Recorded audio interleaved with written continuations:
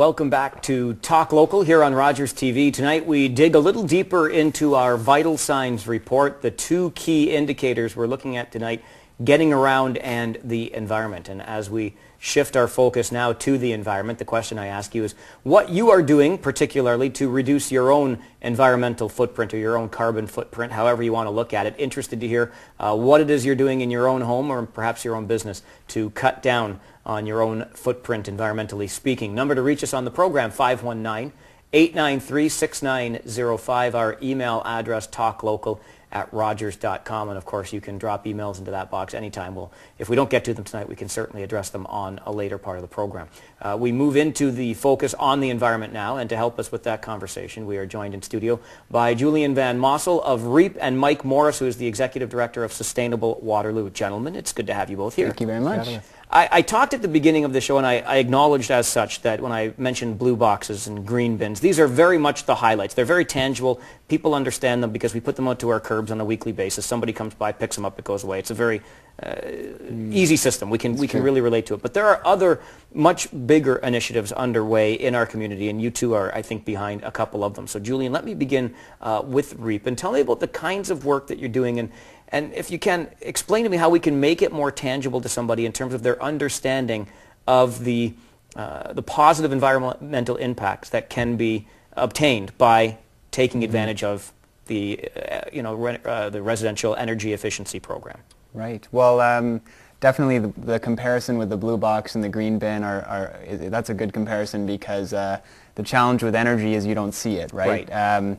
So when you do see it is when you get your energy bill. That's when you see it. So if the cost of energy is fairly low, then there is less incentive. So we need to find ways of making people aware and of incenting people to conserve energy. And that's what REEP started out with in 1999. That was our initial challenge and our initial goal, and we've been working on that for 10 years. So if somebody was to get in touch with REEP, does it go that way? Do people come to you? Do you go to them? But when they do that, what happened? What are the steps that are undertaken? So when we started out in 1999, it was a research project from the University of Waterloo in order to help homeowners to identify how they can reduce the amount of energy that they use in their home. And so what we have today is actually we implement a government program called the Eco Energy Program.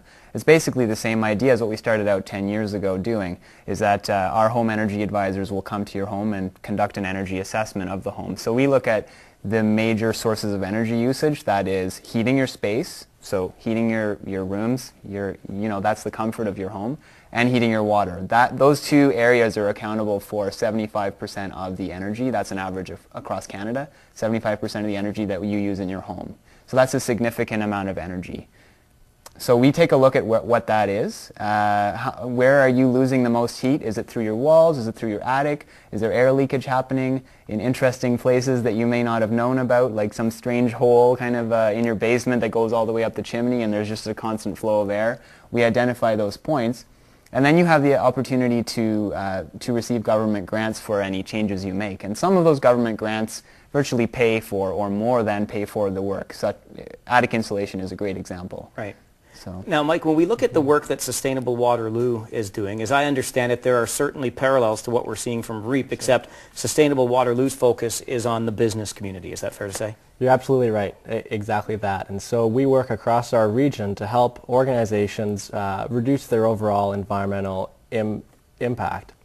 And so we're starting off by running what we call the Regional Carbon Initiative. And so we help companies voluntarily commit to reduce their carbon emissions over a given period of time, and then we help them to actually get through with that. And so we help them to measure their current carbon and baseline where they're at now based on their current energy usage and their current transportation and all of the rest. We run a lot of events to help educate them on exactly how do you reduce your actual carbon use.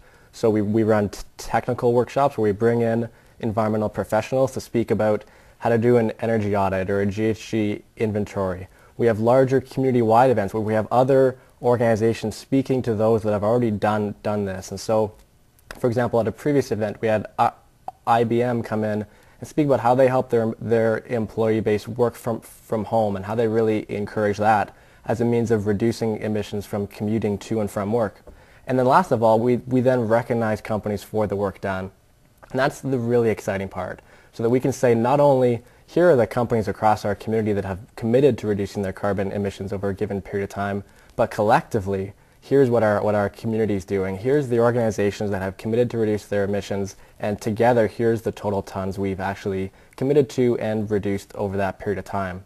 So hopefully, as a third-party group, we can provide the tools and resources to organizations across our community that really get it, that want to get a step ahead, that understand the business case for doing these things, and we can help actually get them there. And I think you touch on a key point right there, Mike, when you talk about the business case, because obviously when you're in business, it's quite frankly all about making money, and if they can improve their bottom line by improving their practices, environmentally speaking, it's a win-win. That's exactly right. And so with our 18 members so far that are part of the Regional Carbon Initiative, many of them say the reason why they participate first of all, is as a result of wanting to increase their reputation in the community, and wanting to be really known as an organization that really walks the talk and does what their employees are expecting of them. And that brings in the next point, is that a lot of the younger employees, kind of Generation Y, folks like ourselves,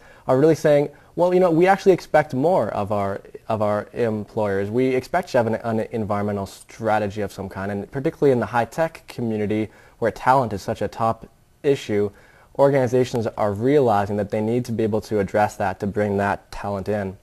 So yes, of course, bottom line is true. If you can reduce your energy use, you're going to save a lot of money. But when it comes to talent and brand and reputation, and then also risk, we know there's carbon emission policy coming down the pipe at both the federal and the provincial level.